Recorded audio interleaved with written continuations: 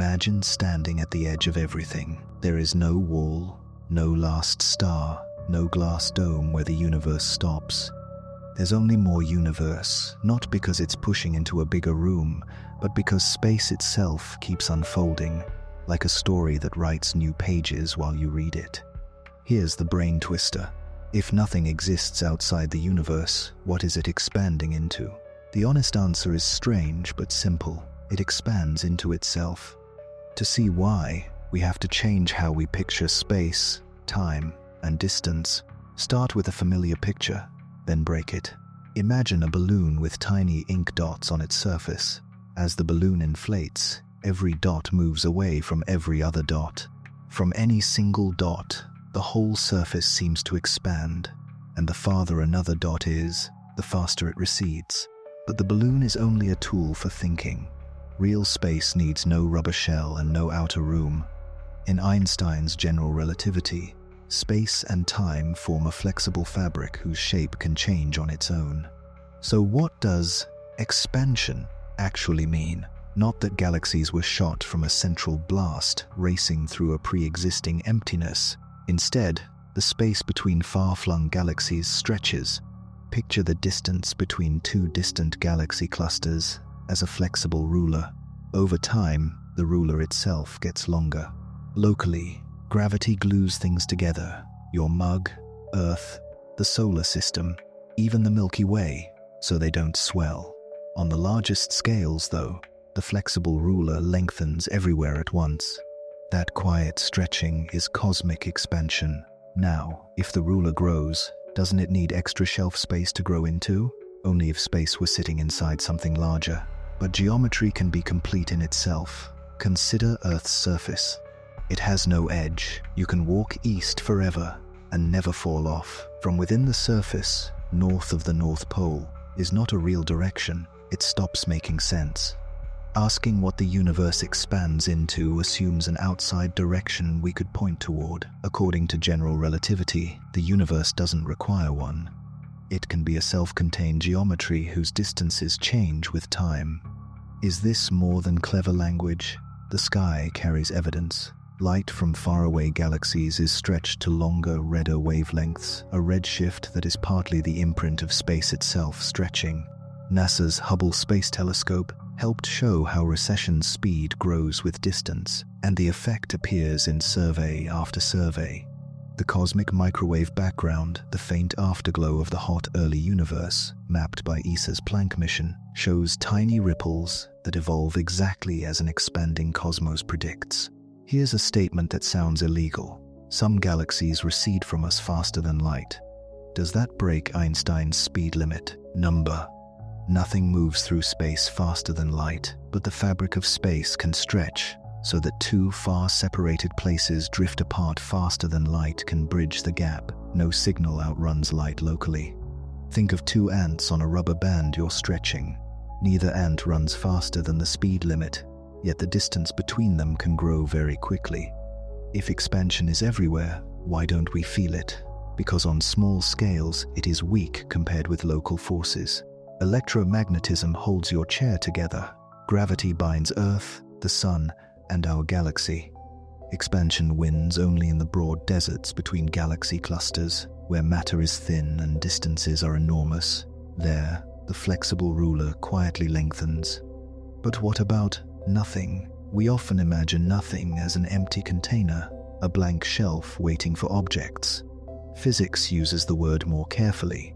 Nothing outside the universe means there is no space beyond space, no external coordinate you can dial like a Jeep. The universe is the totality of space and time and everything within them. When space expands, it isn't invading a warehouse of vacuum, it is changing its own geometry.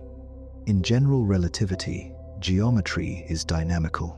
Matter tells space how to curve, and curved space tells matter how to move. There is also an invisible actor shaping the future, dark energy. It behaves like a gentle, persistent pressure woven into space itself, speeding up the expansion on the largest scales. We don't yet know exactly what dark energy is, maybe a constant energy density, maybe something stranger, but we see its signature in the way distant supernovae appear, slightly dimmer than expected, and in the detailed patterns of the microwave background. This acceleration doesn't push space into an outside void, it increases the rate at which far regions slip beyond one another. These ideas have practical consequences. The microwave background is colder today than long ago, because expansion stretched its light. Giant galaxy maps reveal structures that fit a universe that has been growing for eons. Gravitational lenses, massive galaxies that bend the light from objects behind them, work in ways that match an expanding, curved geometry. Here's the haunting twist. There are regions so distant that their light will never reach us. Accelerated expansion pushes them beyond our cosmic horizon. Those places still belong to the universe, but for us, they are forever out of communication. The universe isn't expanding into an external void.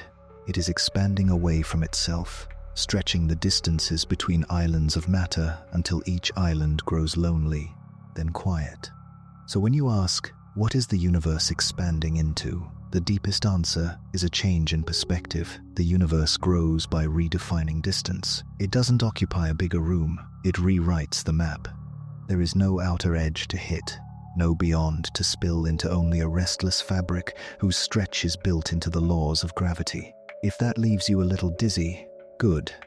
Wonder is proof that your mind is brushing the real shape of reality and that you're ready to go farther in the chapters ahead.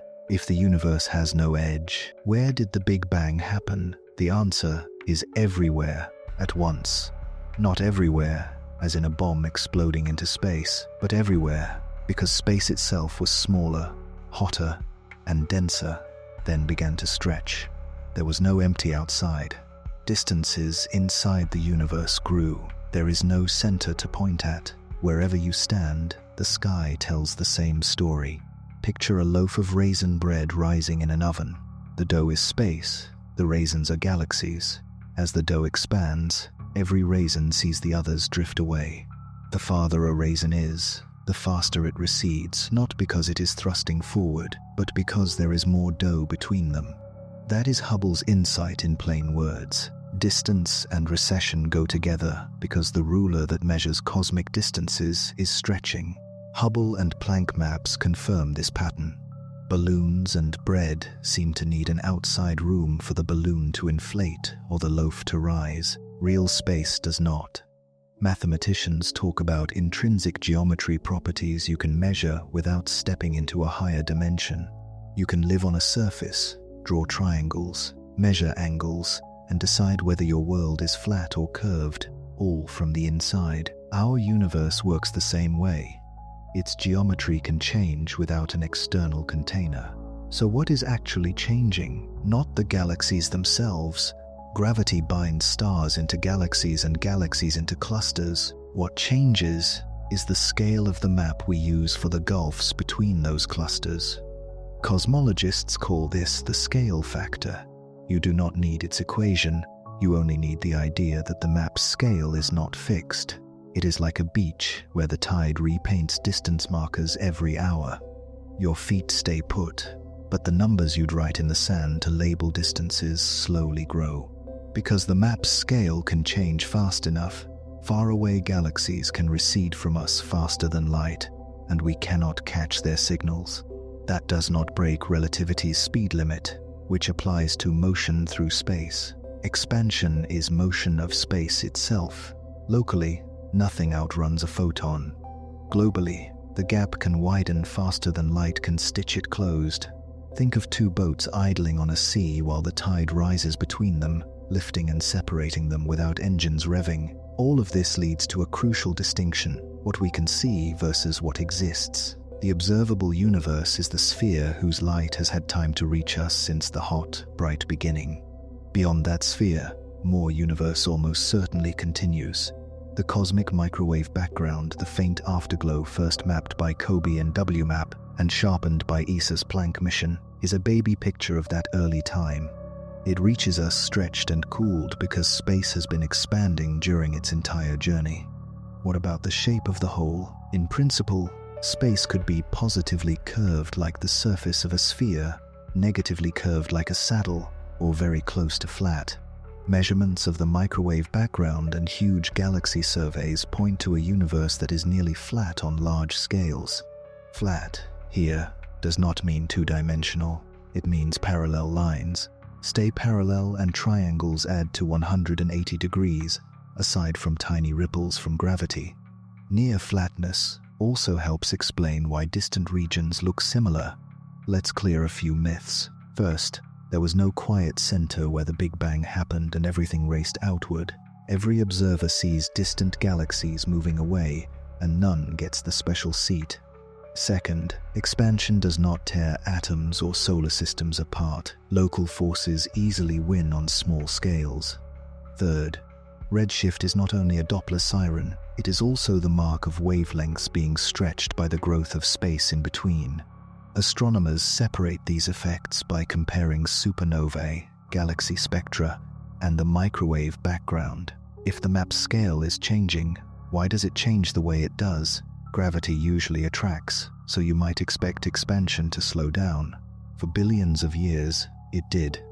Then, relatively recently on cosmic timescales, the expansion began to accelerate. We call the ingredient responsible dark energy. Think of it as a gentle pressure woven into space itself. We do not yet know whether it is a constant energy of empty space or something that evolves, but its signature shows up in the dimness of far supernovae. Does acceleration mean the universe will rip itself apart? Not in any dramatic way on human scales. Galaxies remain islands. The drama plays out at the horizons that define what can talk to what. There is a particle horizon, the farthest distance light has reached us from the past, and an event horizon, the farthest distance from which light we send today could ever return.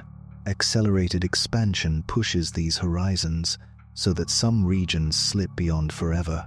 They still exist, but they become unreachable, like ships slipping past the horizon. The most helpful shift is to stop asking, into what, and start asking, how do distances evolve? When we do, the confusion softens. The universe does not need an outside any more than a map needs the room around the paper. The rules that update the map are written into the fabric itself. That is what Einstein gave us, a picture where matter curves space. Curved space guides matter, and the measure of distance is part of the plot, not a fixed stage behind it. Next, we will go one layer deeper. How can empty space have properties at all? What does vacuum energy mean, and how could quantum fields make nothing behave like something? For now, keep the raisin loaf in mind, keep the near-flatness clue from ancient light, and picture horizons as moving shorelines. Put them together, and the old question, what is it expanding into, does not fade. It becomes a sharper puzzle about how the universe writes its own geometry as it goes. We just asked a dangerous question. How can empty space have any power at all? Start by trading the word nothing for vacuum, and give that vacuum a job. In modern physics, everything is built from fields that fill space. An electron is a ripple in an electron field. Light is a ripple in the electromagnetic field. Even when no particles are present, the fields remain. That quiet state is the vacuum, and because of quantum mechanics, it never sits perfectly still. It shivers with unavoidable fluctuations. This isn't just a poetic idea. In careful laboratory tests, two uncharged metal plates held an atom's breadth apart feel a faint attraction called the Casimir effect. The details are technical, but the lesson is clear. The quantum vacuum has measurable consequences. If the vacuum carries energy, then empty space is not a blank stage. It has properties, and one of those properties behaves like a pressure with a very odd sign for gravity. On the largest scales, it pushes the cosmic fabric apart. Cosmologists call that push dark energy. The simplest version is a constant energy of the vacuum, Einstein's cosmological constant that acts equally everywhere. In 1998, two teams using Type Ia supernovae as cosmic standard candles discovered that expansion is speeding up, not slowing down.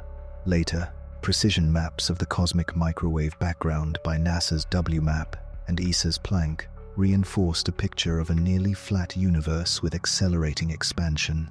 None of this implies an outer container that space is rushing into. It means the rule that updates distance includes a term that makes distances grow faster. Think of the universe's scale factor, a single number for how the cosmic map is resized.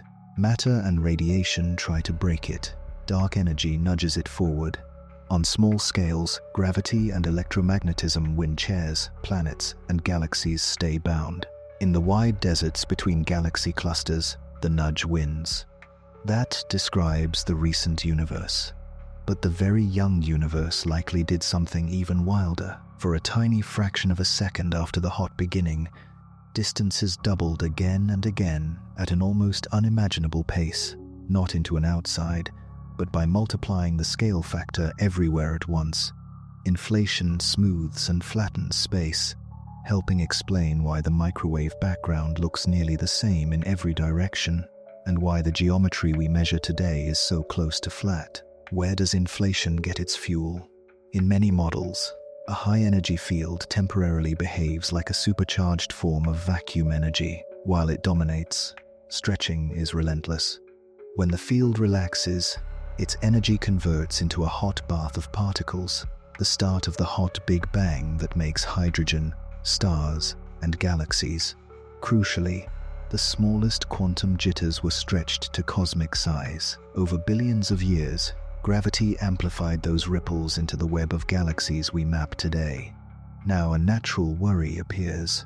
If space can gain more of itself, where does the energy come from? In a dynamical spacetime, the neat bookkeeping we use in a fixed room breaks down. There isn't a universal piggy bank to tally. Some physicists describe a balancing act. The positive energy of matter is offset by the negative energy of gravity, so the total can hover near zero.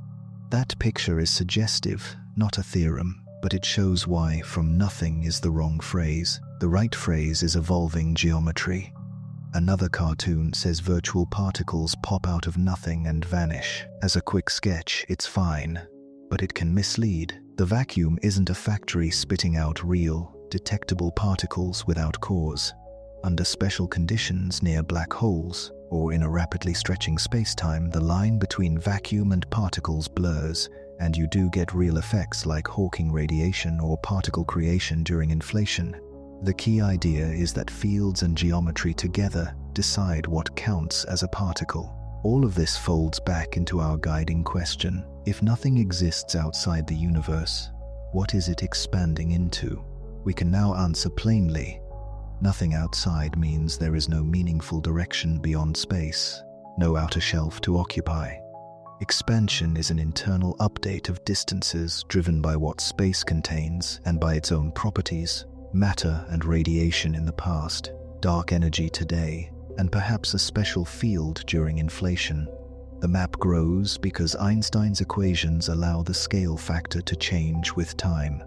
If you want a reality check, look at what a patient observer could see with good instruments. Distant galaxies arrive stretched to redder colors, showing the map has been growing during their journey. Supernova measurements chart the recent turn to acceleration. The microwave background is a baby picture with exactly the sort of tiny blotches that grow into today's cosmic web. Gravitational lensing, the bending of light by mass, confirms that the geometry of space is flexible, not rigid. There are bolder ideas at the frontier, like eternal inflation and bubble universes, where new regions keep budding with different local details. They are mathematically consistent in many models, and they might one day be testable, but for now they sit beyond firm evidence. For this story, we can stand on solid ground. An expanding near-flat universe, an accelerating push today, and fossil light that keeps score. The takeaway is surprisingly down to earth. The universe does not need an outside to grow. It needs rules, and those rules are expressed in the language of fields and curved space-time. Vacuum is not a blank. It is the simplest mood of the fields that fill reality, and it carries just enough pressure to move the story forward. Next, we'll bring these ideas to human-scale cosmic horizons. look-back time, and why the night sky is a time machine that lets you watch the fabric changing as you look deeper. Think of the night sky as a time machine, not a ceiling. Because light has a speed limit, every look outward is also a look backward. The moon is just over a second in the past. The sun is about 8 minutes ago. Andromeda's pale smear is a postcard from a couple of million years back. When we stare deeper with space telescopes, we are watching newborn galaxies assemble their first stars. Farther still lies the afterglow of the hot early universe, a baby picture called the cosmic microwave background. This is look-back time. Distance in a growing universe is slippery because there are two honest answers to how far is that. One is the distance the light crossed back then when the universe was smaller.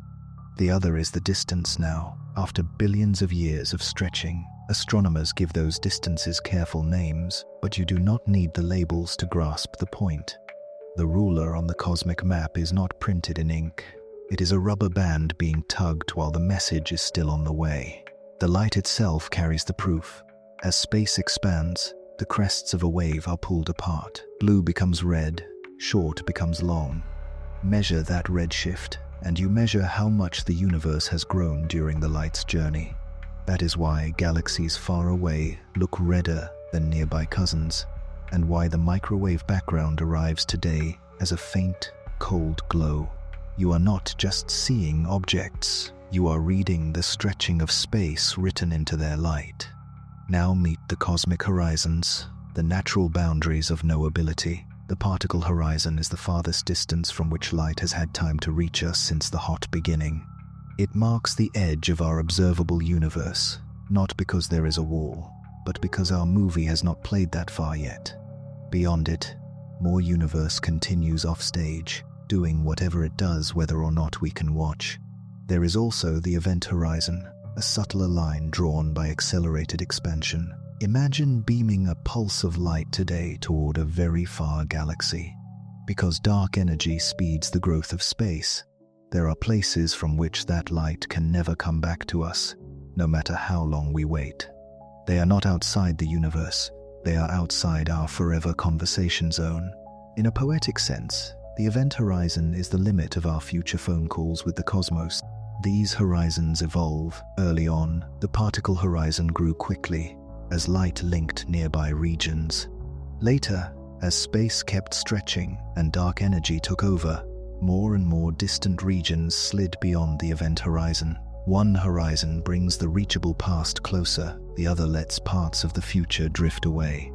Together, they teach a quiet truth. Expansion changes. Who can share information, not by pushing into an outside, but by widening the inside. How do we know this picture is more than a story? We calibrate the universe with overlapping yardsticks. Nearby, we use parallax, the tiny shift in a star's position as Earth orbits the Sunday.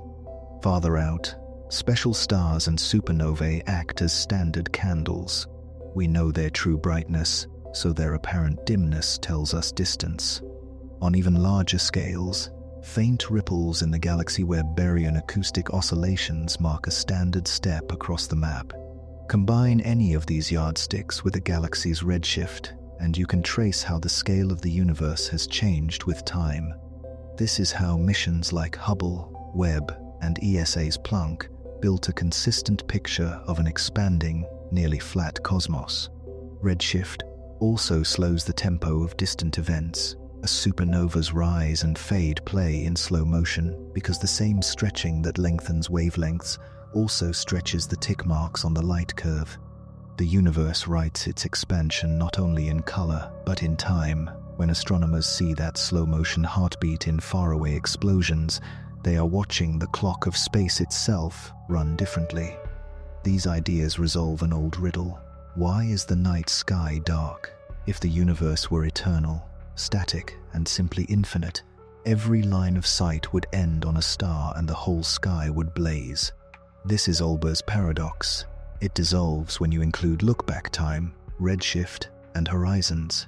The cosmos has a finite age for us as observers. Distant light is stretched and dimmed along the way, and many regions are beyond our particle horizon. Darkness is not a failure of stars. It is a signature of expansion. Connect the clues and the question, what is the universe expanding into, melts into a better one. How does expansion reshape what we can observe? The answer is that expansion edits the cast list. In the deep future, most galaxies beyond our local group will drift so far and so fast relative to us that their light will never arrive. The night will grow quieter, not because an outside swallows things, but because the inside has stretched its communication lines thin. Islands of stars remain, but the ocean between them widens beyond contact. Bring this back to human scale. Every clear night is an invitation to watch time in layers. Nearby stars show the present. Andromeda shows the ancient near past. The deep fields captured by Hubble and Webb show the restless youth of the cosmos, crowded with small, raw galaxies. And the microwave background shows the earliest light we can see, a near-uniform glow with tiny ripples, infant fingerprints of the pattern gravity, later carved into clusters, filaments, and voids. You are part of that history, because the atoms in your body were forged in stars, whose light now crosses these stretching distances. So if there is no outside to expand into, there is still a grand direction to look, backward in time. The sky is not a wall, it is a cathedral of delay. Every star is a delayed note. Every galaxy is a long echo of the map rewriting itself. Learn to read those echoes, and the question that once felt impossible becomes a compass. It points you not to a boundary that does not exist, but to the rules that let space grow, to the horizons that shape our view, and to a universe fluent in the art of distance. Next, we will explore another kind of outside, not beyond space, but within it. Could the universe be finite yet unbounded, like a room with no walls because geometry loops back on itself? If space can wrap, how would we notice the seam, or would the seam be everywhere? Imagine walking in a straight line forever and returning to your starting point without ever turning around.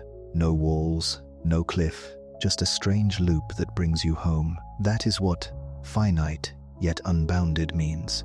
Space could have a limited volume and still have no edge, because its geometry wraps back on itself. You do not bump into a border. Directions recycle. We've practiced this idea in 2 dimensions. Think of a classic arcade map where exiting the right edge drops you in from the left, and walking off the top returns you at the bottom. Mathematicians call that a torus when you glue opposite edges together. On the torus, a traveler can circle endlessly without finding an end. Scale that intuition up a dimension. A 3-dimensional space can also connect back on itself. You can keep going straight and never fall off, yet the whole still fits into a finite volume. There's another example you already know: Earth's surface. It's finite but has no edge. East never ends. The true 3-dimensional cousin is a 3-sphere, the 3D surface of a hypothetical 4-dimensional ball. You never need to step into a higher dimension to live there. The curve is felt internally by the rules of geometry. Distances, angles, and paths are all defined from within. In such a universe, asking where is the wall is like asking sailors to find the rim of the ocean. How would we notice if our universe wraps? Light would take multiple routes to reach us, and we might see ghost images, repeats of the same distant galaxy in different directions, or repeating patterns in the oldest light, the cosmic microwave background. One famous prediction is circles in the sky, matched rings with identical temperature ripples, where light has looped around the cosmos and met itself. So far, careful searches in the microwave background, NASA's WMAP and ESA's Planck maps haven't found convincing matched circles big enough to shout small, wrapped universe. That suggests that if space is would wrapping change daily life, number, local physics, how atoms bind, how planets orbit, doesn't care about the global loop, just like a sailor's compass works the same on any ocean. Topology only reveals itself with very long journeys of light, or with exquisitely precise sky maps. Could we ever prove space is truly infinite? That's harder. We can rule out small wraparound sizes by not seeing repeats, but infinity can't be confirmed in a finite lifetime. Science works by squeezing possibilities. With every better survey, we push the minimum wrap size farther out. If we never find repeats, the simplest model remains an enormous, nearly flat space, possibly infinite, possibly just very big. There's a poetic twist here. A finite, unbounded universe would mean that, in principle, a beam of light you send today could return from behind you billions of years hence, bearing news of your own galaxy's distant future. In practice, accelerated expansion likely keeps those labs from completing dark energy, stretches the track faster than light can finish the circuit. The loop may exist, but the race never closes. All this circles back to our central question. If nothing exists outside the universe, what is it expanding into? Whether space is infinite or a grand loop, the answer is the same. There is no external hallway waiting. Expansion is an internal rescaling of distances set by gravity, matter, and dark energy.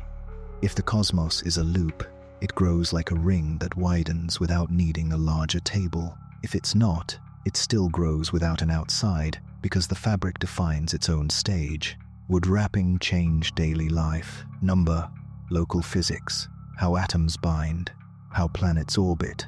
Doesn't care about the global loop, just like a sailor's compass works the same on any ocean. Topology only reveals itself with very long journeys of light, or with exquisitely precise sky maps. Could we ever prove space is truly infinite? That's harder. We can rule out small wraparound sizes by not seeing repeats, but infinity can't be confirmed in a finite lifetime. Science works by squeezing possibilities. With every better survey, we push the minimum wrap size farther out. If we never find repeats, the simplest model remains an enormous, nearly flat space, possibly infinite, possibly just very big. There's a poetic twist here. A finite, unbounded universe would mean that, in principle, a beam of light you send today could return from behind you billions of years hence, bearing news of your own galaxy's distant future. In practice, accelerated expansion likely keeps those labs from completing dark energy, stretches the track faster than light can finish the circuit. The loop may exist, but the race never closes. All this circles back to our central question. If nothing exists outside the universe, what is it expanding into? Whether space is infinite or a grand loop, the answer is the same. There is no external hallway waiting. Expansion is an internal rescaling of distances set by gravity, matter, and dark energy. If the cosmos is a loop, it grows like a ring that widens without needing a larger table. If it's not, it still grows without an outside, because the fabric defines its own stage. Here's the takeaway for your night sky. When you look up, you might be seeing just one tile of a pattern too large to spot, or a truly boundless plane. Either way, the darkness between the stars isn't an outer void the universe is invading. It is part of the map itself, elastic, geometric, and, for now, larger than our reach. The wonder comes from knowing that even the shape of everything is a question we can ask with data, light as ruler, sky as archive, curiosity as engine. Next, we'll dive into curvature you can feel, gravity. If space is a fabric, how does mass tug on it? And why does that make orbits curve without an invisible force pulling at a distance? We'll walk from apples and elevators to black holes and gravitational waves, keeping our eye on the rule that distances, not outside rooms, are what truly evolve. Gravity is the part of space-time you can feel. Drop an apple and it falls. Step off a curb and your stomach flips. For centuries, we pictured an invisible pull acting across empty space. Einstein offered a simpler and stranger story. Mass and energy tell space-time how to curve, and curved space-time tells matter and light how to move. Gravity is geometry, not a tug from afar. Try a plain thought experiment. The elevator. If you stand in a sealed elevator and feel your feet pressed to the floor, you cannot tell by local tests alone whether you are on Earth or in a rocket accelerating upward through deep space. A freely falling elevator, by contrast, makes you weightless inside. This equivalence between gravity and acceleration is the seed of general relativity. What we call gravity is the trace of moving through curved space-time. Curvature changes straight lines into the best possible lines you can follow, called geodesics. On Earth's surface, a geodesic is a great circle, so the straightest route from New York to Paris arcs over the Atlantic. In space-time, a free-falling apple or a planet follows a geodesic. It is not being yanked by an invisible string. It is taking the straightest path allowed in a landscape bent by the sun, Earth, and everything else. Orbits are steady walks on a curved track. Light also follows geodesics. Send a beam past the sun, and its path bends a tiny amount. During a famous eclipse, starlight grazing the sun appeared, slightly shifted an early test Einstein predicted, and the sky confirmed.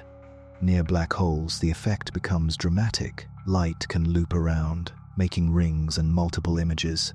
That bending, called gravitational lensing, lets astronomers weigh clusters, map invisible matter, and even use the universe itself as a giant telescope. Curvature stretches time, too. Clocks far from massive bodies tick faster than clocks deep in gravitational wells. This is not a quirk of the device. It is a property of time itself. Your phone's GPS relies on it. Satellite clocks orbit high above Earth, where gravity is weaker, so they run a little fast. Engineers build in relativity corrections. Without them, your location would drift by blocks each day. Atomic clocks on mountains and in valleys confirm the same effect on Earth. If gravity is curvature, can ripples in curvature travel? Yes. When massive objects orbit and collide, they send waves of stretching and squeezing through space-time. These gravitational waves move at light speed and pass through matter almost unhindered. Detectors on Earth have heard brief chirps from merging black holes and neutron stars, turning the universe into a listening experience as well as a view. Black holes are the most extreme footprints of curved space-time, pack enough mass into a small region and the escape routes for light close. The edge is the event horizon, a one-way boundary. From outside, you never see anything cross it. Signals from the brink are stretched and dimmed toward black. Yet the black hole's gravity remains, sculpting orbits, focusing light, and powering jets from hot, swirling matter. Images of glowing rings near horizons show light skimming the point of no return. What does any of this have to do with expansion and the question into what? Everything. The same equations that curve space-time around stars and black holes also describe the universe at large. Replace a single heavy mass with the average matter and energy spread through space, and you get solutions where the scale of the cosmic map changes with time. No outside container is added. The geometry evolves because the contents and the rules demand it. This viewpoint dissolves paradoxes. Ask why planets orbit without an invisible tether and you answer, geometry. Ask why distant galaxies rush away without leaving a center behind, and you answer, geometry again. In both cases, motion is a story about paths in a changing space-time, not bullets in a box. Because gravity is geometry, it also stores memory. Light from a quasar carries the imprint of every curve it crossed.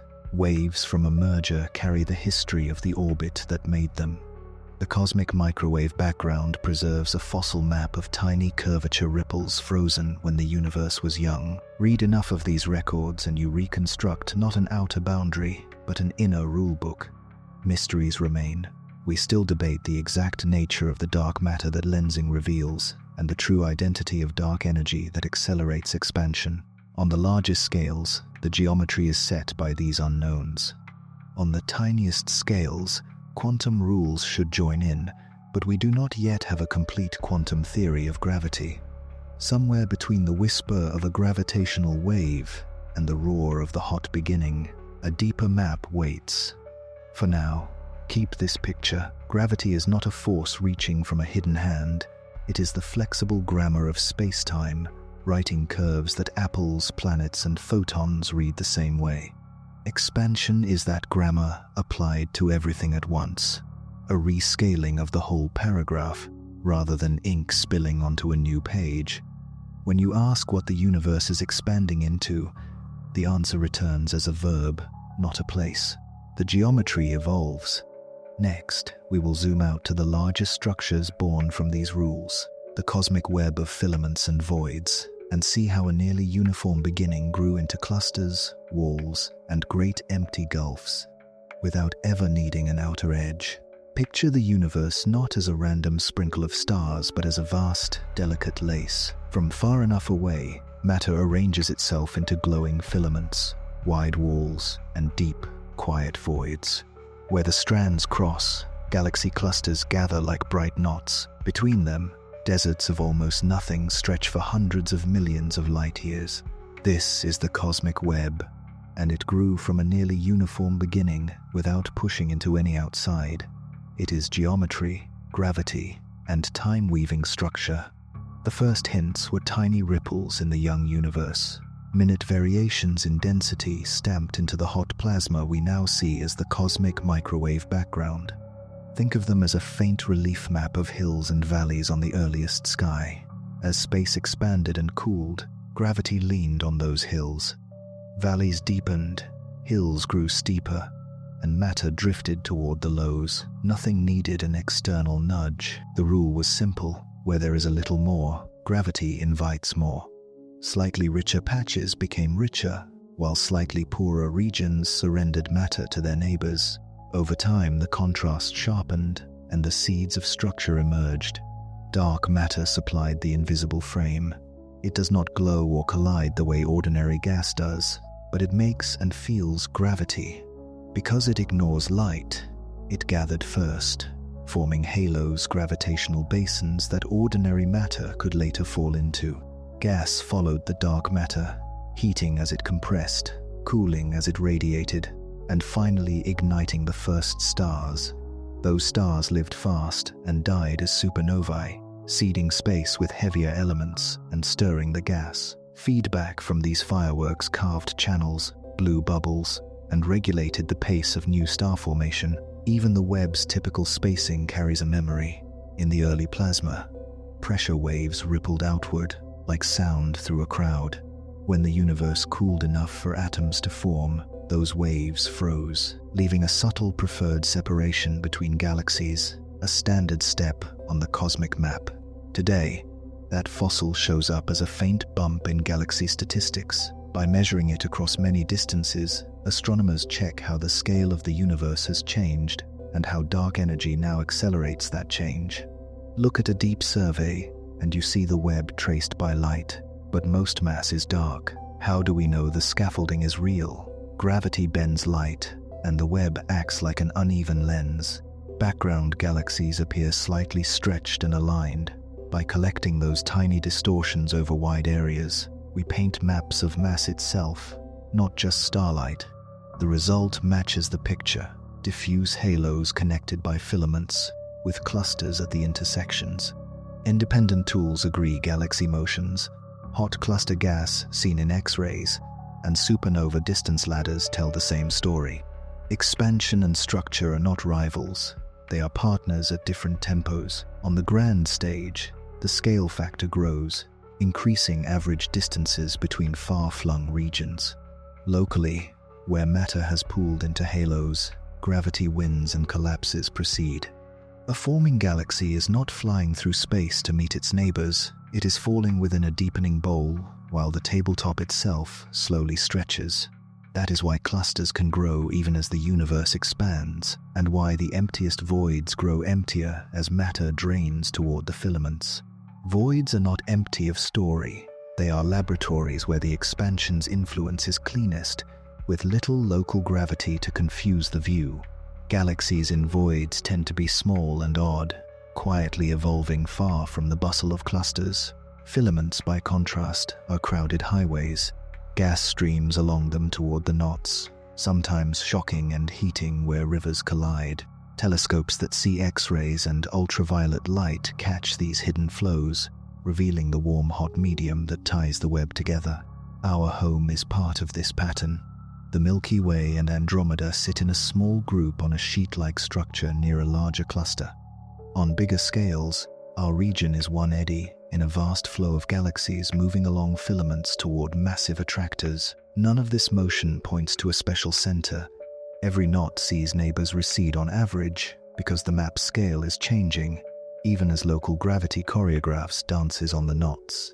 The web also keeps the record of time. Early on, small structures formed first. Over billions of years, they merged, building galaxies and clusters in a bottom-up cascade. That history is written in the ages and chemistry of stars, in the shapes of galaxies, and in the swarms of satellites around their hosts. Webb and Hubble look back along this timeline, catching dwarfs in their awkward youth, and giants assembling as they accrete. The story is hierarchical but not random. Gravity's rules bias the outcomes. All this makes the original question more elegant. The universe did not need to expand into a larger room to grow this lace.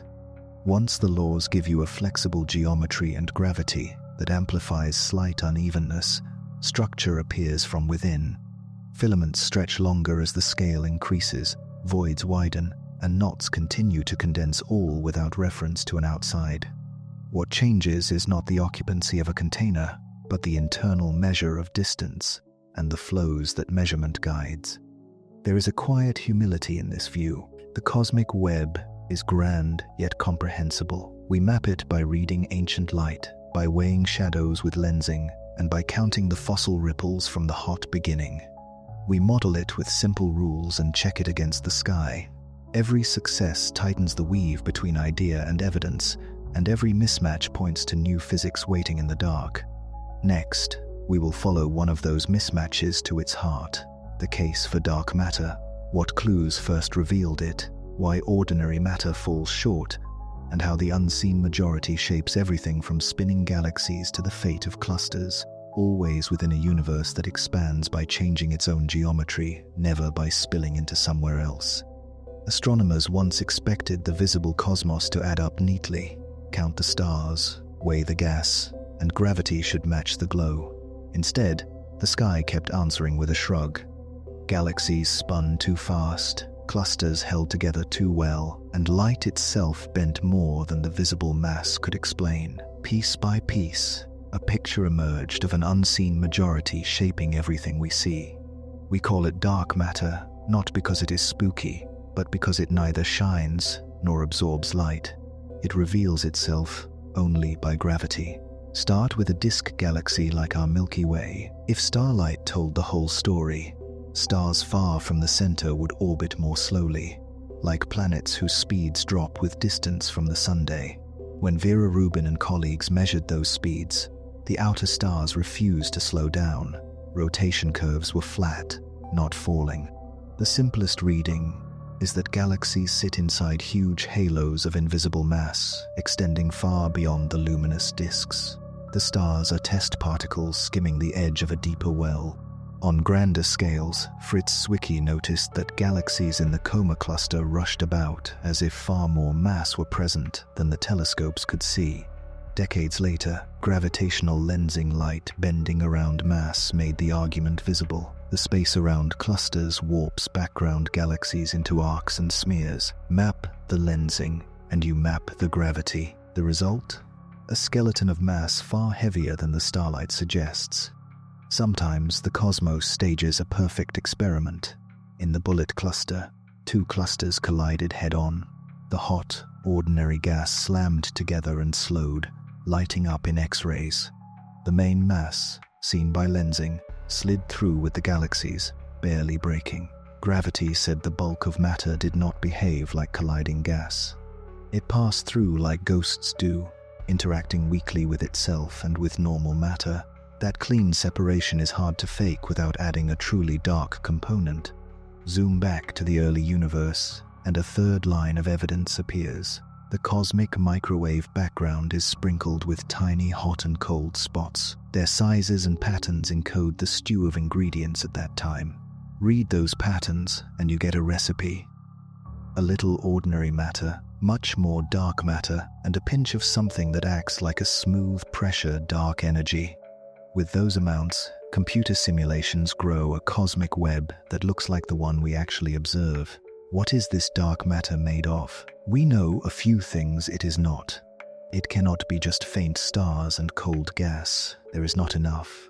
And Big Bang nucleosynthesis, how the early universe made light elements, limits the total ordinary matter. It is not fast-moving lightweights like ordinary neutrinos. Those would smear out structure too much. The leading ideas are new, slow-moving particles that feel gravity but barely anything else. Physicists call them cold dark matter. Top candidates include WIMPs, weakly interacting massive particles, and axions, feather-light particles born from a symmetry trick that also solves a puzzle in the strong nuclear force. There are more exotic proposals, from sterile neutrinos to tiny primordial black holes, each with distinct signatures to chase. So far, the sky has been coy. Underground detectors wait for the faint tap of a dark particle striking a nucleus. Telescopes hunt for telltale gamma rays or neutrinos from rare dark matter annihilations. Particle colliders look for missing energy, hinting that something invisible slipped away. Each null result narrows the possibilities, tightening the net. If dark matter is real, why do some people try to modify gravity instead? Because at the scale of galaxies, simple tweaks to the gravity law can mimic flat rotation curves surprisingly well. Those ideas, MOND, and its relativistic cousins, offer clever fits in certain regimes, but they tend to stumble with clusters, with the microwave background, and with collision experiments like the bullet cluster, where the gravity map separates cleanly from the ordinary gas. Dark matter, while not yet identified in the lab, stitches all the scales together with one ingredient. Even with that victory, mysteries remain on small scales. Simulations of cold dark matter halos predict steep central density cusps and swarms of tiny satellites. Real galaxies often show gentler cores, and we see fewer satellites than naive counts suggest. Astrophysicists learned that ordinary matter can reshape the halos. When bursts of star formation and supernovae pump energy into gas, they can puff out the central mass distribution, softening cusps and quenching some small halos. The mismatch becomes a tool. By comparing detailed galactic anatomy with simulations, we learn how dark and luminous matter negotiate in the same gravitational dance. Here is how all of this folds back into expansion. Dark matter neither glows nor pushes space apart. It pulls, it deepens wells so galaxies can form early and clusters can bind despite the universe's growth. Without it, the cosmic web would be threadbare and late. With it, structure rises on time, even as the average distances between far-flung regions increase.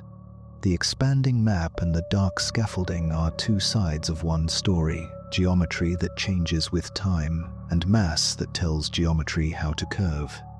You can feel the consequences locally. Our Milky Way orbits within its halo, like a city inside a wide, invisible valley.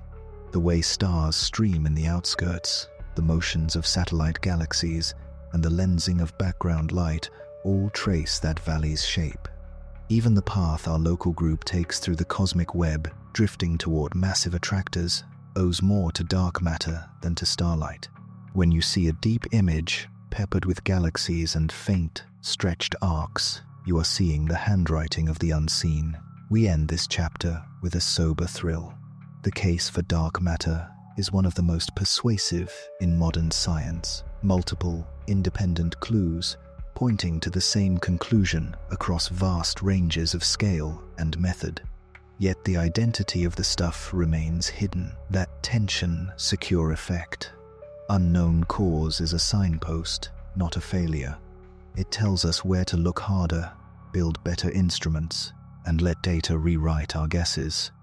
Next, we turn to the gentler, stranger partner in the cosmic budget, dark energy, the smooth pressure that accelerates the universe's growth. If dark matter is the scaffolding that lets structure rise within an evolving geometry, dark energy is the faint hand on the dial that decides how fast the whole map stretches, and it raises the deepest questions about the fate of everything.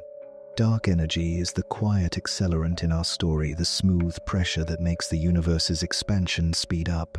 It isn't a wind on galaxies or a hand prying stars apart. It's a property of space itself, tiny, up close, decisive across vast distances. In the late 1990 seconds, astronomers used distant Type Ia supernovae as standard candles to chart the past. Instead of a gentle slowdown under gravity, the curve bent the other way. Expansion was accelerating. The simplest fit is a cosmological constant, an energy density that every cubic patch of space carries in the same amount. Add more space, and you don't dilute it, you get more of it. In Einstein's equations, such energy comes with negative pressure. Because pressure gravitates too, negative pressure acts like a soft repulsion on the largest scales.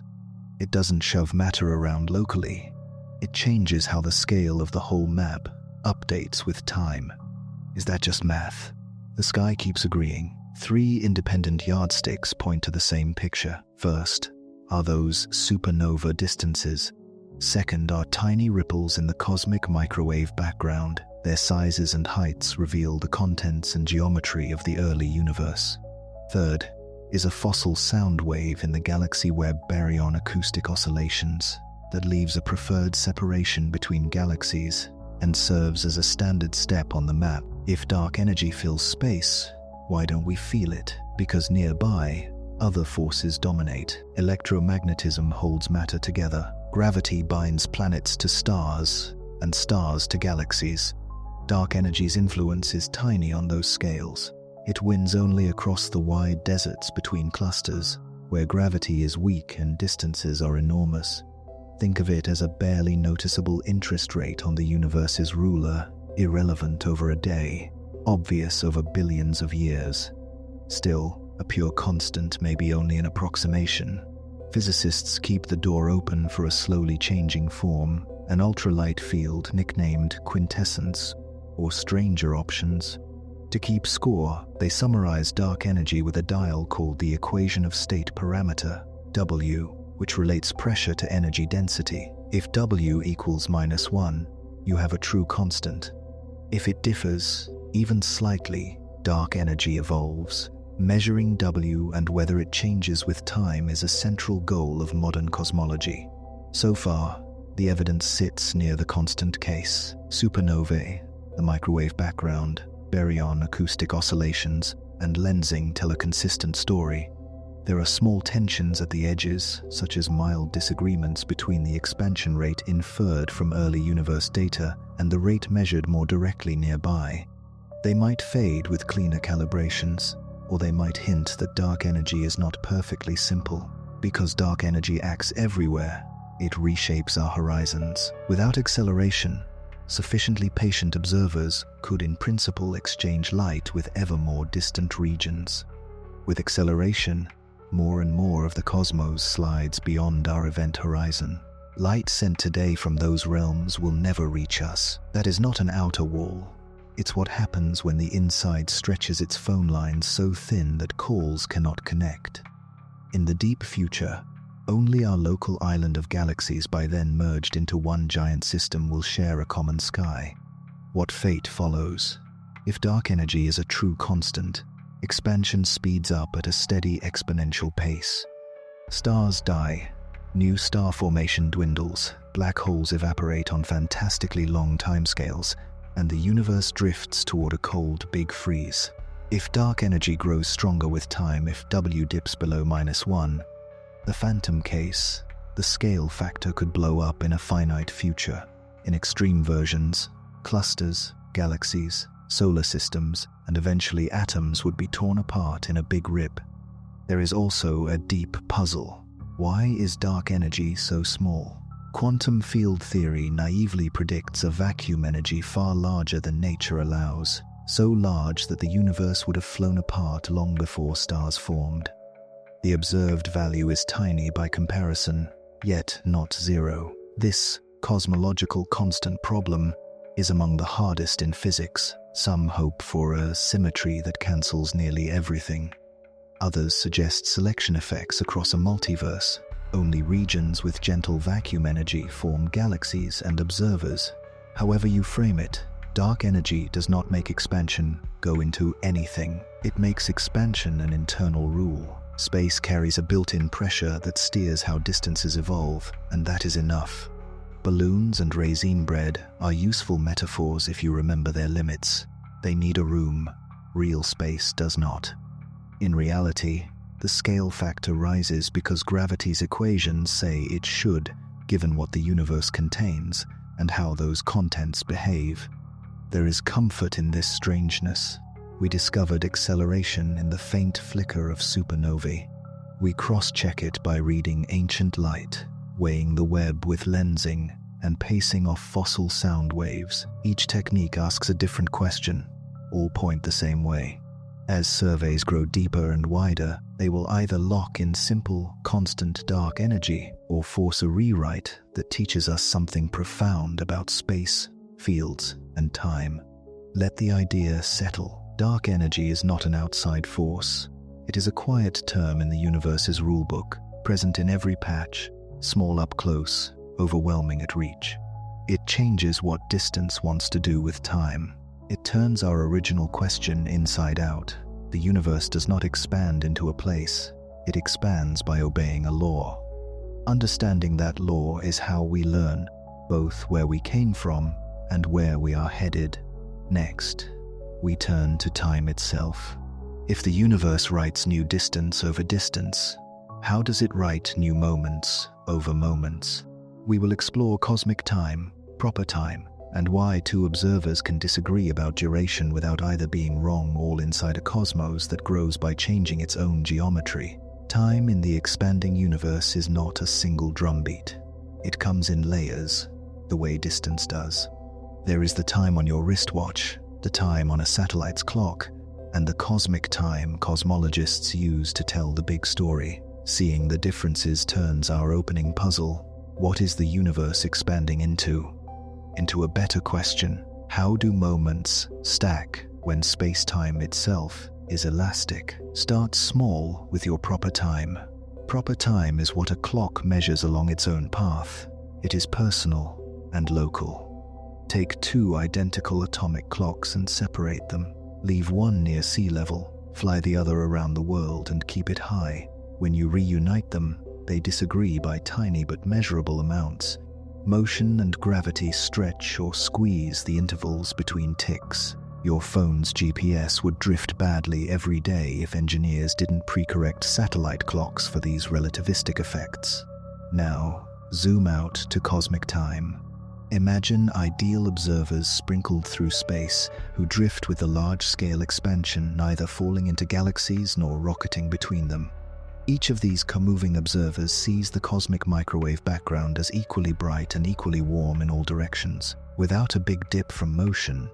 If all of them set their clocks to 0 at the hot beginning and let them run, the shared reading at any slice is called cosmic time. When people say the universe is about 13.8 billion years old, they mean that age measured on this shared, co-moving clock. Why invent this shared clock? Because the universe is remarkably uniform on large scales. With cosmic time, you can describe the sky with one evolving scale factor, one number that tells how the map of distances stretches as those co-moving clocks tick. Locally, your proper time may run a bit fast or slow compared with cosmic time, but the big picture is clearest on that shared grid. Here is the tune-up intuition needs. Now is not universal. In everyday life, we act as if one clean slice of time cuts through the whole cosmos, now on Earth, now in Andromeda, now near the edge of what we can see. Special relativity says no. Depending on your motion, distant events you call now shift a little forward or backward.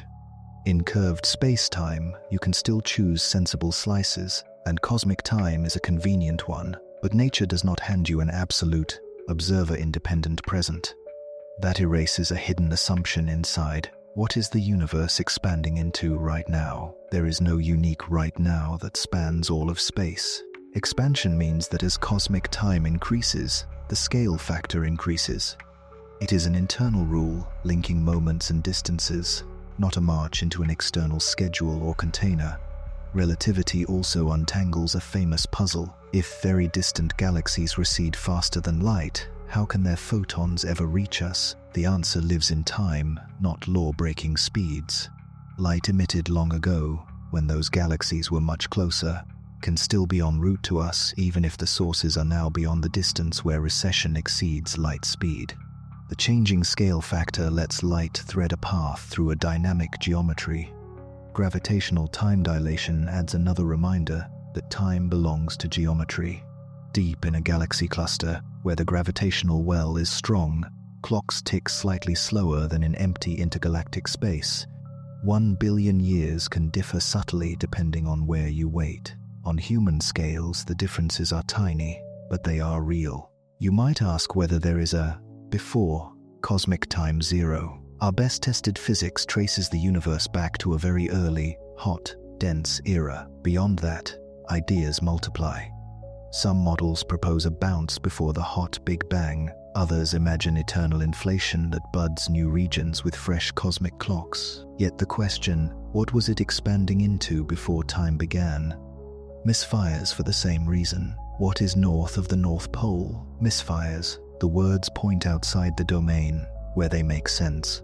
Past a certain point, before is not a direction you can walk in, because time itself is part of the thing being described. Another helpful picture is the world line, the history of an object drawn in space-time. Your world line is a long curve of moments. A distant galaxy's world line is another. Expansion means that as cosmic time advances, the comoving separation between those world lines increases according to the scale factor. No extra dimension is required. The existing geometry is enough. Even look-back time is a conversation between clocks. When a telescope sees a galaxy as it was 10 billion years ago, that number is computed on the cosmic time grid, not on the galaxy's wristwatch. The galaxy's proper time between emission and our now is different, and our proper time here on Earth is different still. These distinctions are not bookkeeping tricks. They follow from precise measurements of redshift and the slow-motion stretch in supernova light curves. Underneath all of this flows an arrow. Microscopic laws are mostly reversible, yet the cosmos is not. The arrow we feel is tied to entropy, the measure of disorder rising. The early universe was hot and simple in a very special way, extremely smooth with tiny ripples. As expansion proceeds, that smoothness lets complexity blossom. Gas cools, stars ignite, elements forge, planets form, life thinks. Gravity, which clumps matter, works with expansion to create islands of order while the total entropy increases. The arrow of time is not imposed from outside. It emerges from initial conditions plus the unfolding geometry. Put the pieces together, and our opening question sharpens. The universe does not expand into a larger time or a larger space. It expands by changing the relationship between distances and a sensible, internally defined clock. Proper times differ. Cosmic time keeps the large-scale beat, and now is a local habit, not a cosmic law. Once you see that, the need for any outside evaporates. Next, we will lean into the arrow itself, why entropy grows, how expansion and gravity create order from a smooth beginning, and what that arrow implies for the far future, from dwindling starlight to the long, quiet fade. Entropy is not just disorder. A clearer way to picture it is how many ways. The more microscopic arrangements that match the same overall look, the higher the entropy. A shuffled deck has more ways than a pristine stack. A drop of dye spread through water has more ways than the same dye held in a tight swirl. Nature drifts toward states with more ways simply because there are overwhelmingly more of them. So where does the universe's arrow of time come from? From an extraordinarily simple start. The young cosmos was hot and almost perfectly uniform, so uniform that the tiny ripples in the cosmic microwave background are just tens of microkelvin riding on a 3 Kelvin glow.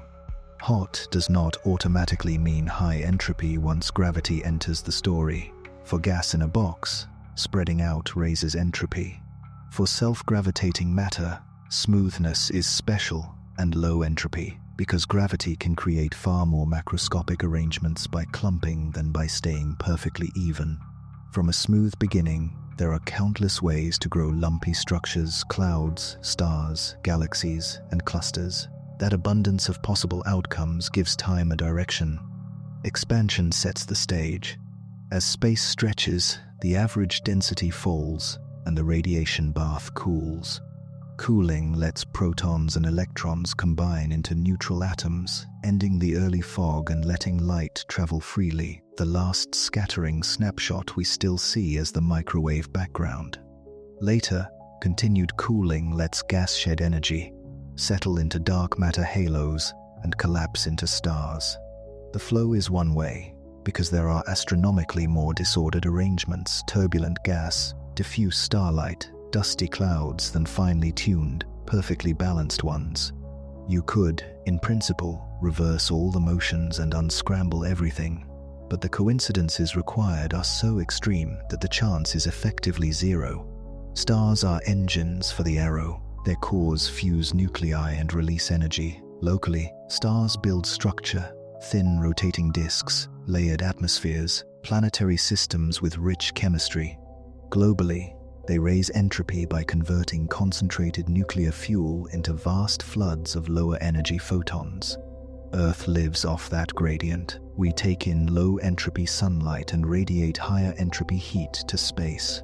Dissipation writes the visible details. Gas falling into a forming galaxy shocks, heats, and radiates its energy away so it can settle and spin. Supernovae stir and mix, drive winds, and seed space with heavier elements that make planets and biochemistry possible. Black holes grow by swallowing matter, releasing enormous power in hot, bright accretion disks before the event horizon hides the rest. Each step increases entropy while carving familiar shapes, spirals, ellipticals, and jets out of the near-uniform early state. Gravity also points to a surprising destination: black holes. They are not only compact, they carry staggering entropy. A black hole's entropy scales with its horizon area, so the largest holes, those in galaxy centers, dominate the cosmic entropy budget. This insight, developed by Bekenstein and Hawking, ties information to geometry. Horizons have temperature and entropy. It also hints at the very long run. If you want to bury information where almost nothing can retrieve it, drop it past a horizon. What happens as the universe ages? Fresh star formation slows as gas is locked in remnants or blown out of galaxies. The supply of free energy thins. If dark energy is a true cosmological constant, accelerated expansion makes the sky emptier. Distant galaxies drift beyond our event horizon and fall permanently silent. On human timescales, nothing dramatic. On trillion-year timescales, stellar fires fade. In the black hole era, only occasional mergers and the faint whisper of Hawking radiation remain. Black holes evaporate absurdly slowly, but given time, even the giants will dissolve into a thin bath of light and particles. The destination is a cold, dilute big freeze, with entropy as high as it can reasonably get for the contents we have. Could the arrow end differently? If dark energy strengthens with time, the phantom case space could stretch so violently that it tears structures apart in a finite future.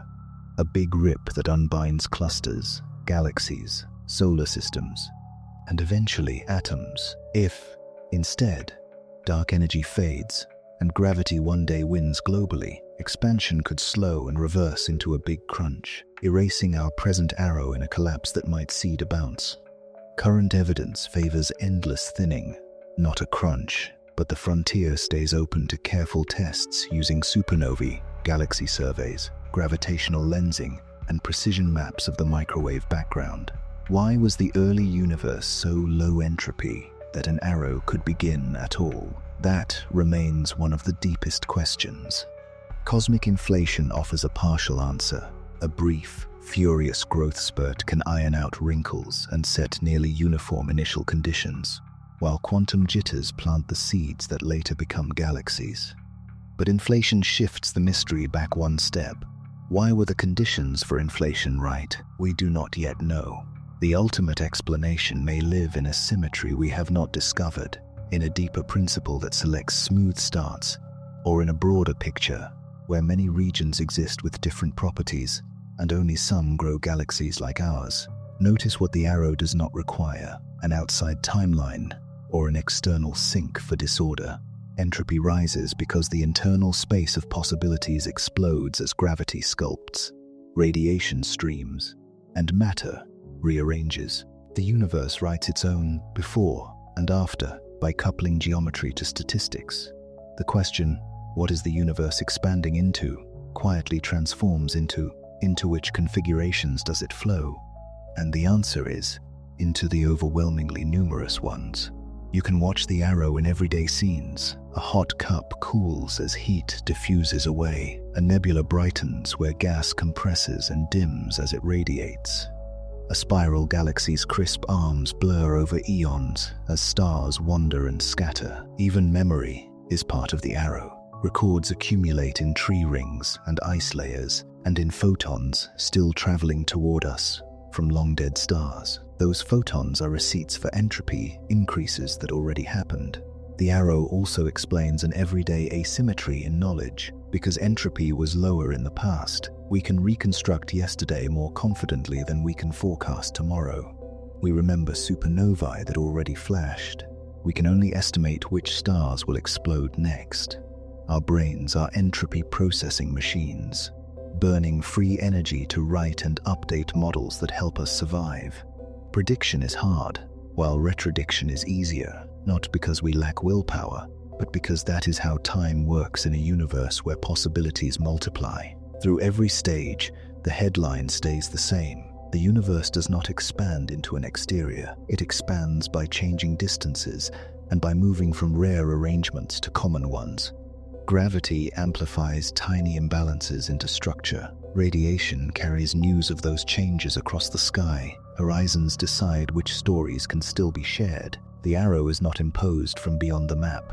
It is drawn by the map's own rules. Next, we will braid the arrow with horizons and ask about ultimate visibility. What future astronomers will and will not be able to learn, which fossils of our era will survive, and how the last chapters look when almost everything lies beyond the last reachable light. Imagine an astronomer 10 trillion years from now, standing under a sky that feels smaller. The Milky Way and Andromeda have long since merged into a single giant galaxy. Call it Milkdromeda, surrounded by a modest entourage of dwarfs. Beyond this island, the ocean of space looks almost empty.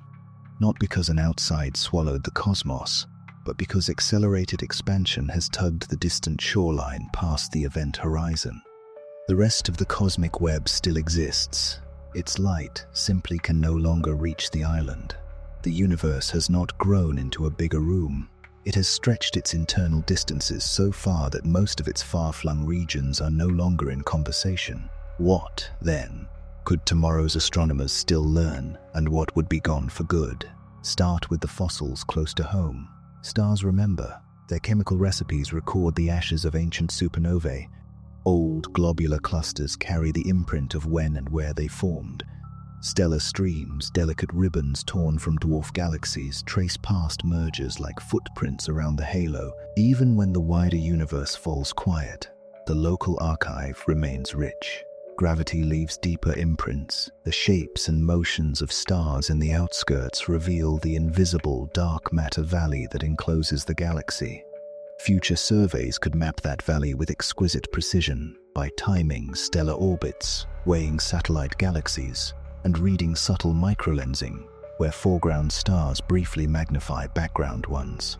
The unseen scaffold won't vanish because distant galaxies fade. It lives here, guiding local motion. Other fossils arrive on messengers more patient than light. Gravitational waves carry the memory of compact objects spiraling together, and they pass almost unhindered through matter. Even in a lonely future, mergers inside the island will ring spacetime, letting listeners weigh black holes and neutron stars and test gravity with fresh notes. Neutrinos, elusive, almost ghost-like particles slip through dense regions and preserve records of violent events that barely shine.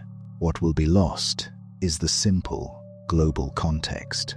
Today we calibrate expansion with overlapping yardsticks, type Ia supernovae as standard candles, fossil sound waves in the galaxy web, and the cosmic microwave background. In the far future, most of those yardsticks leave the stage. The microwave background keeps cooling and stretching. Its light drifts to wavelengths so long that an island galaxy's warm gas and magnetic haze drown it out. The baryon acoustic standard step is unmeasurable once the broad web of galaxies has slipped beyond view.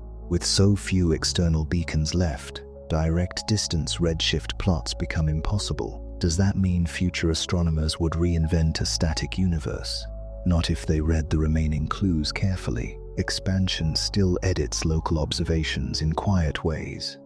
The extragalactic background light, the integrated glow of all past star-making, freezes at a finite value that hints the sky once held many more galaxies. Low-energy relics, like the cosmic neutrino background or a faint gravitational wave hiss from ancient processes, still whisper that the cosmos was denser and hotter long ago. Inside the island, the demographics of stars, how many old, dim embers versus young, bright suns, encode a declining fuel supply and a long slide toward quiescence, consistent with an ever-widening universe. There are also geometric hints that do not depend on wide vistas. Gravity's rules tie the mass inside the island to the curvature of local spacetime. Precision timing of pulsars, the graceful precession of stars near the central black hole, and the synchronized dance of satellite galaxies all reveal a consistent grammar. When theorists explore which large-scale stories fit those local curves without contradiction, models with a changing scale factor rise to the top. In that sense, expansion is overdetermined. Many small, precise measurements conspire to point at the same big picture. Even so, certain arguments will grow subtle. Consider Olbers's paradox, the puzzle of why the night sky is dark. Our modern answer invokes look-back time, redshift, and horizons. In the far future, direct evidence for deep look-back and broad redshift surveys will be scarce. The darkness will still be a signature of expansion, but the proof will lean more on theory checked against local precision than on panoramic catalogues. Cosmology becomes archaeology, careful reading of nearby fossils to infer a grander past. Some files may never close. One is the full recipe of dark energy. If the horizon hides almost all of the web, it becomes harder to distinguish a perfectly constant vacuum energy from a gently evolving one. Another is the origin story of the tiny ripples that seeded structure. Without the microwave background's detailed map, inflation's fingerprints blur. Future observers might still build beautiful, self-consistent cosmologies, yet remain uncertain about features we can measure today. There is a philosophical echo here for us. Our present is a privileged era for cosmology, not because we sit at a center, but because our instruments can still converse with far regions. We can watch the scale factor's history unfold across overlapping yardsticks. We can compare early light, middle distance webs, and nearby precision clocks. We can triangulate. That privilege will not last forever. Still, the essentials are graspable in any epoch.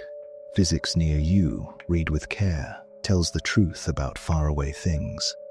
Curved spacetime around a black hole teaches the same geometry that, averaged over everything, drives expansion. The behavior of light and time in your neighborhood reflects laws that set horizons and redshifts on the grandest scales. The universe is lawful in a way that lets small places carry the code for large places, even when contact is lost. Return to the opening puzzle through this future lens. Our island astronomer will not imagine an outer container any more than we should. The fading of distant lights does not reveal a boundary outside. It reveals a boundary inside communication. The map can keep stretching, even when most landmarks slip beyond reach, because stretching is an internal rule, not a voyage through a surrounding void. So what fossils of our own era are likely to endure?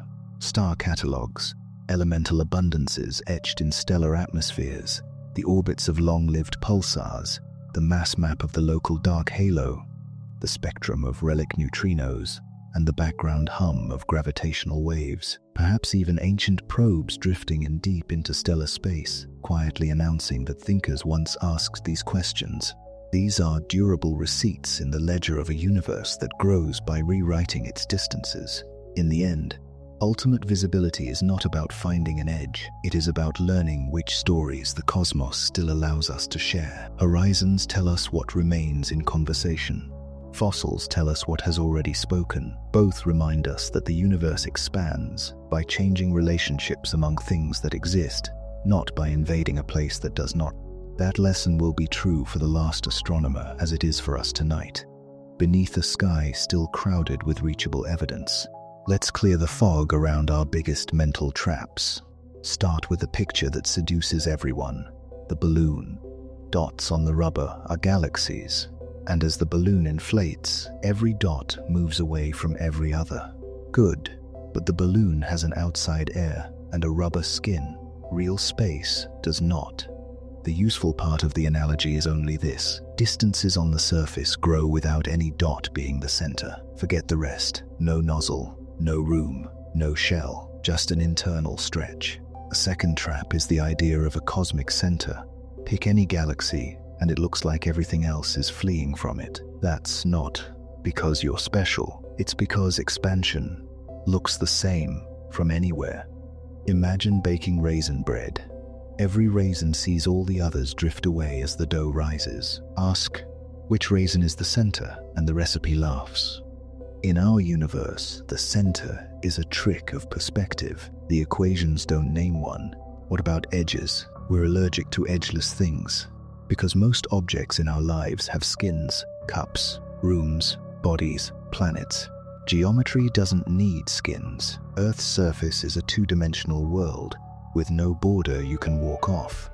The three-dimensional universe can be similar in spirit, finite yet unbounded, or simply enormous and effectively boundless. An edge would be a place where the laws change. We have never seen such a seam. Here's a mental model that does work. Coordinates as labels, not rails. We label places with grid lines, but nature isn't obliged to respect our bookkeeping. Cosmologists choose coordinates that ride with the flow of expansion, co-moving coordinates, because they make the large-scale pattern simple. In those coordinates, galaxies mostly sit still while the scale factor grows. Switch coordinates, and you can make galaxies look like they speed through space, or you can make the expansion look like a wind. Neither picture is wrong.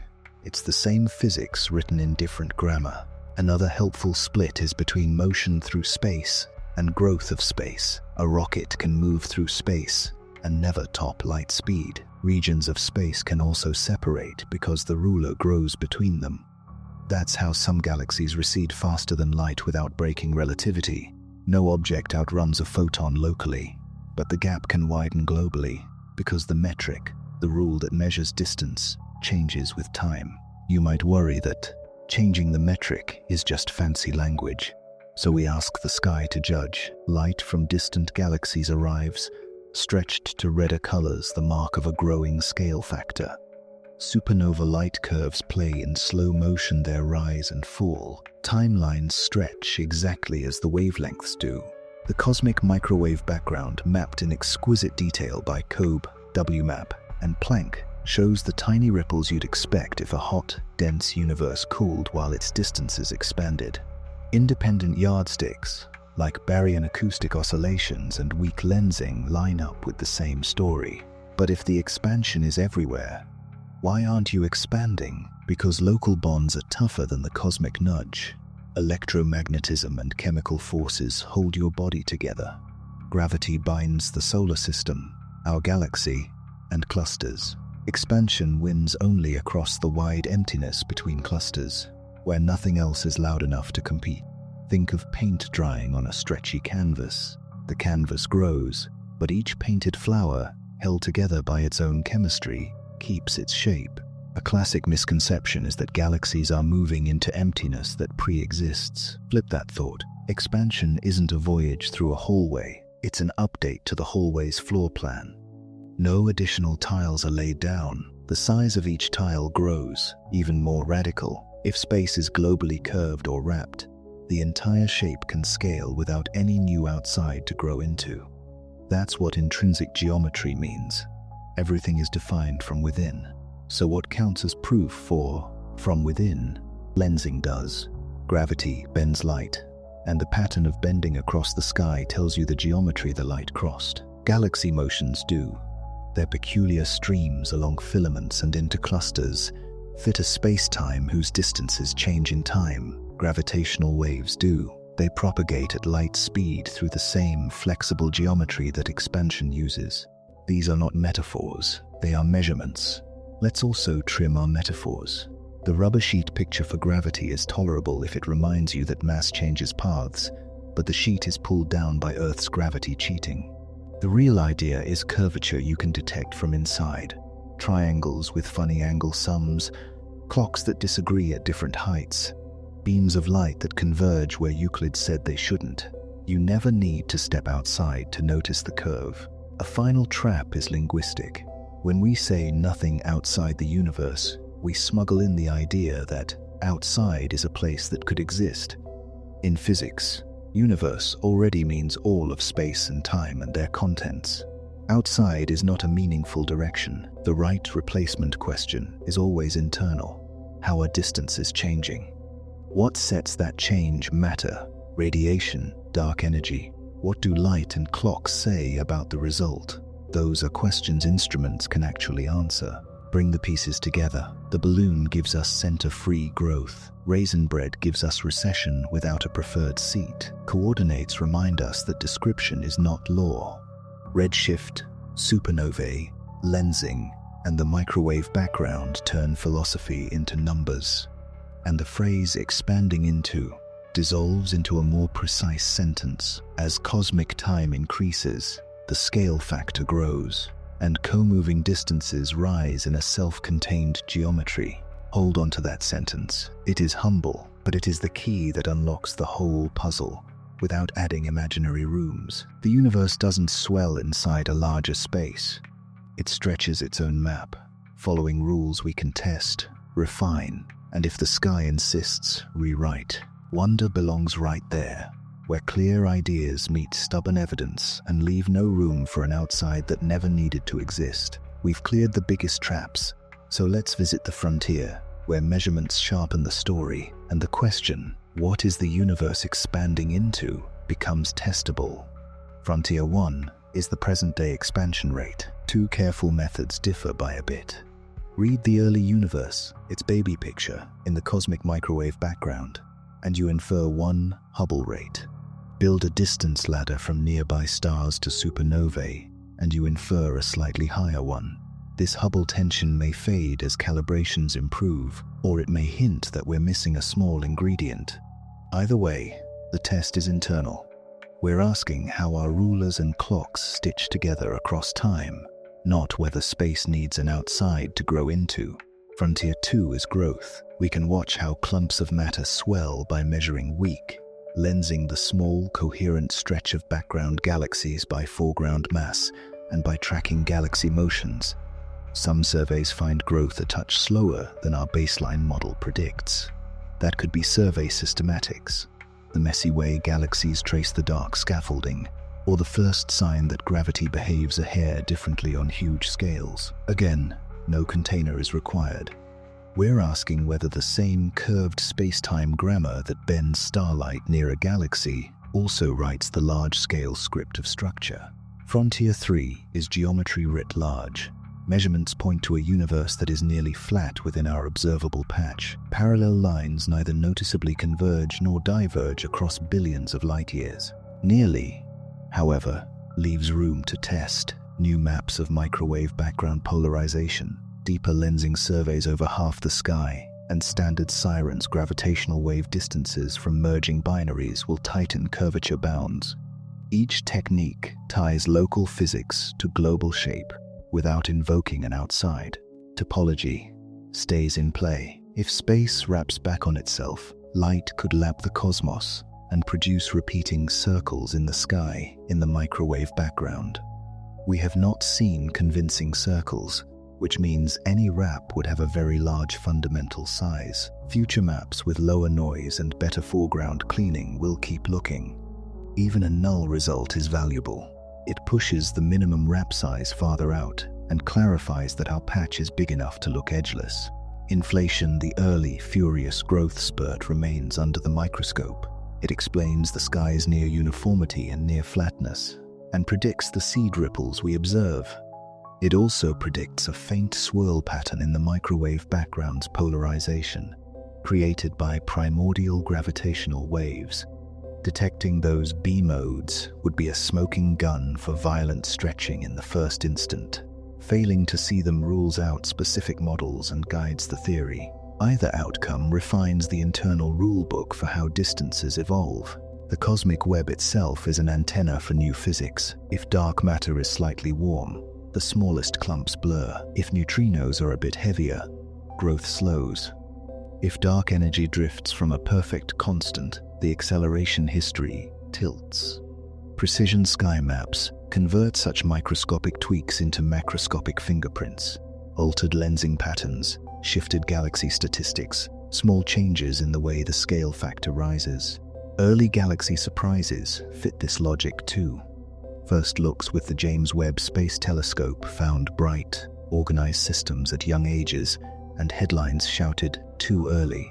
As data deepened and models improved, many outliers slid back toward expectations. The lesson is durable. Expansion plus gravity can build complexity quickly, where seeds and gas allow, and the cure for surprise is more measurement, not a new outside to expand into.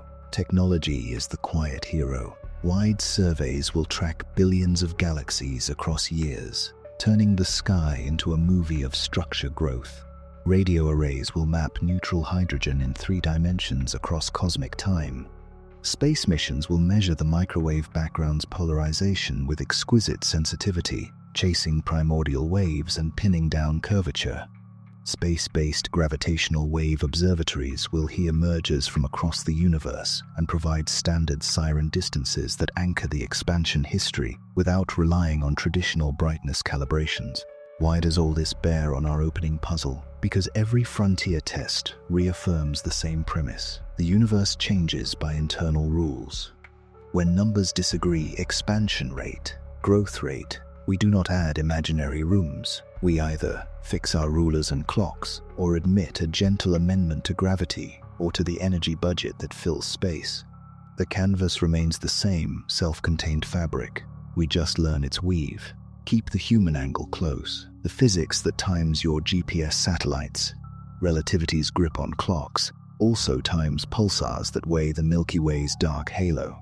The interferometers that catch tiny stretches of space-time on Earth teach us how to control noise well enough to read the sky's whisper-thin polarization. Laboratory precision is rehearsal for cosmic questions.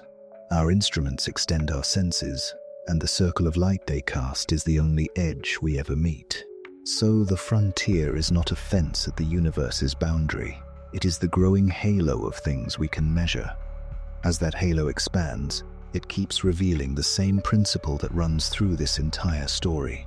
Expansion is an internal rescaling, governed by fields and geometry, audited by light and time. No warehouse waits beyond the beam. There is only more map to chart and more law to test.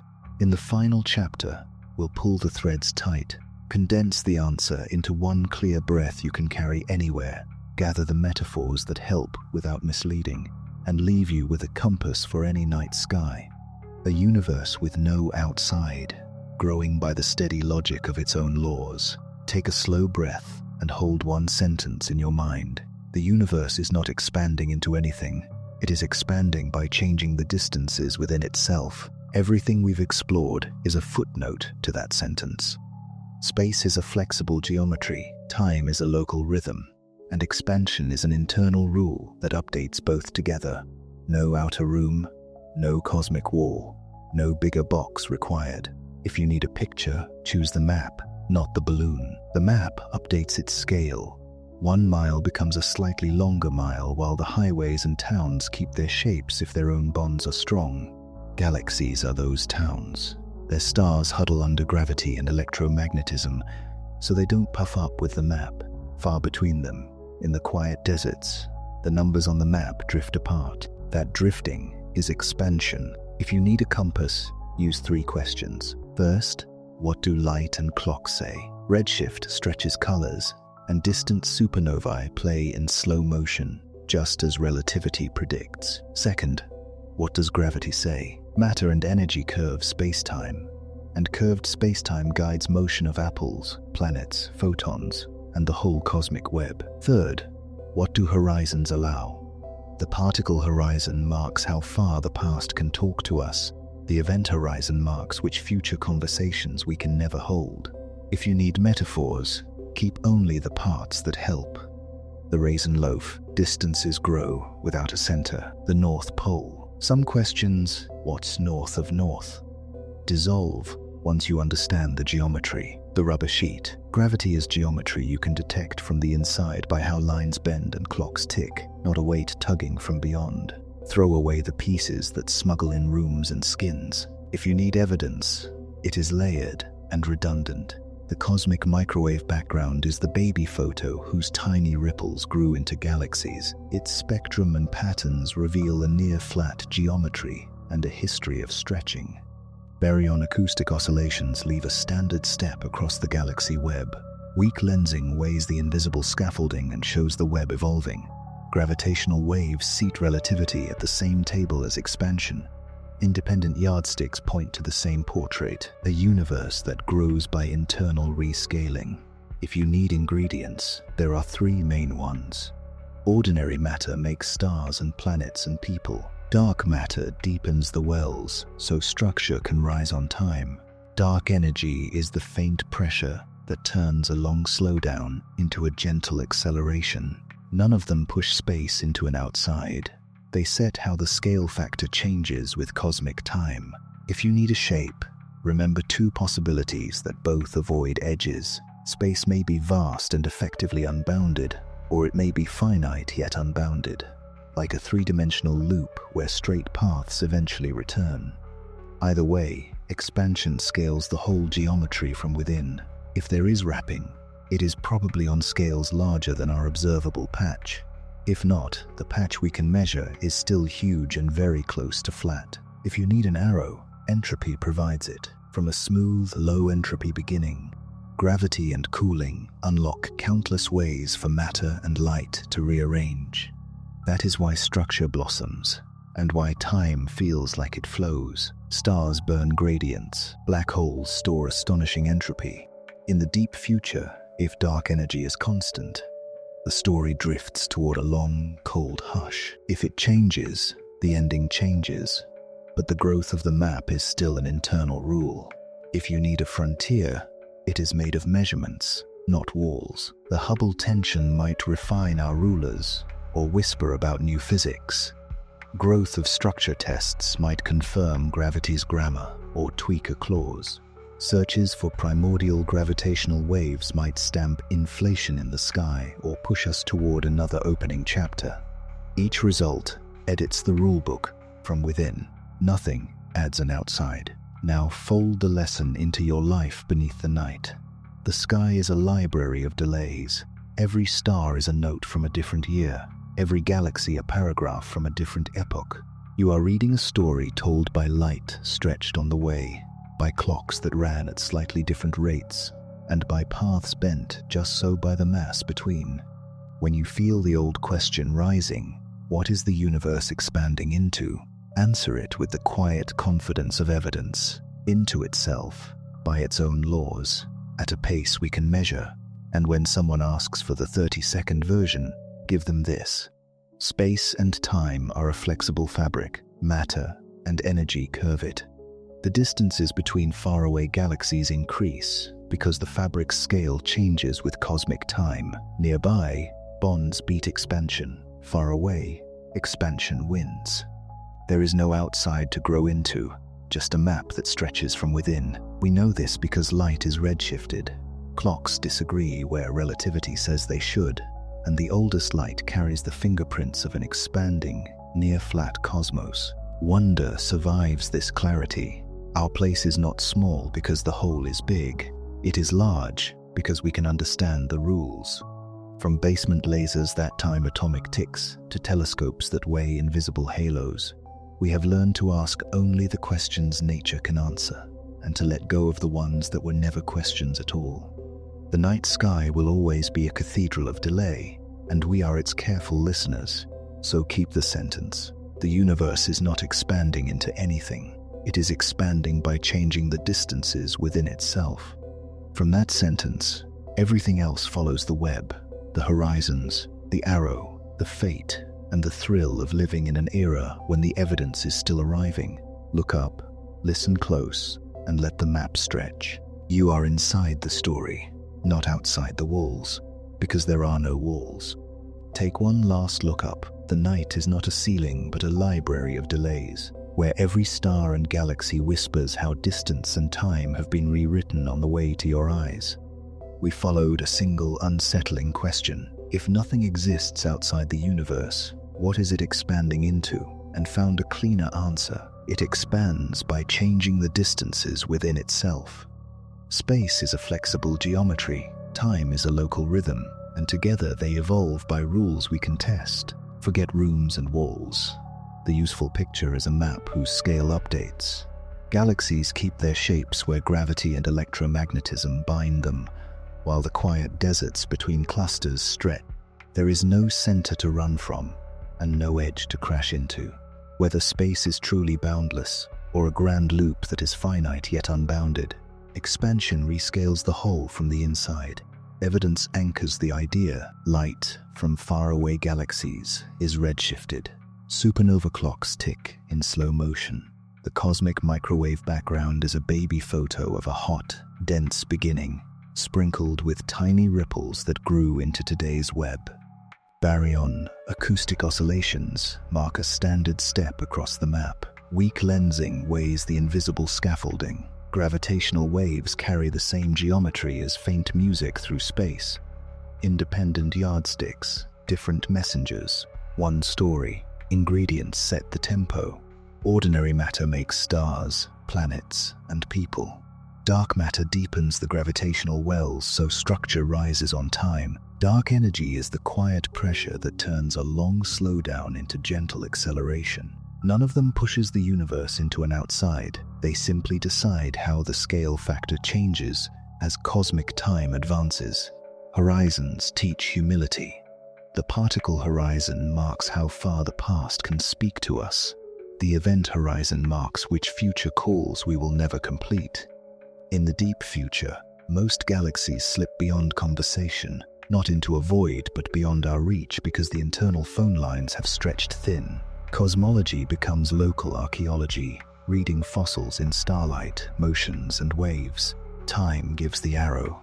From a remarkably smooth beginning, gravity and cooling unlock countless ways for matter and light to rearrange.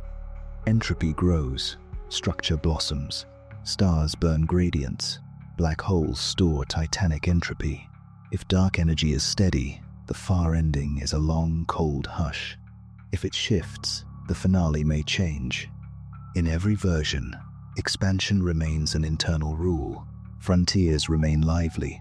The exact expansion rate, the growth of structure, the curvature and topology of space, the fingerprints of inflation, the identity of dark matter, and the nature of dark energy are all under active scrutiny.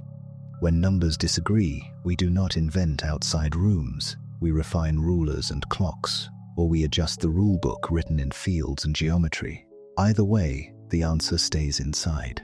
Carry a pocket compass for any night. What do light and clocks say? What does gravity's curvature say? What do horizons allow? With those three questions, the old puzzle dissolves without hand-waving.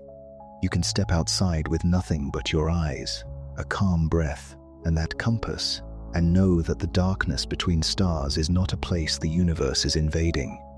It is the fabric itself, elastic, lawful, and still rewriting its own map.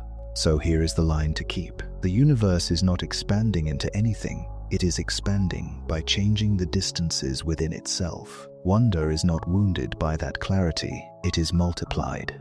Because if reality can be this strange and this measurable at once, then every clear night is an invitation not just to look, but to understand why there are no walls to find and why you never needed them to be amazed.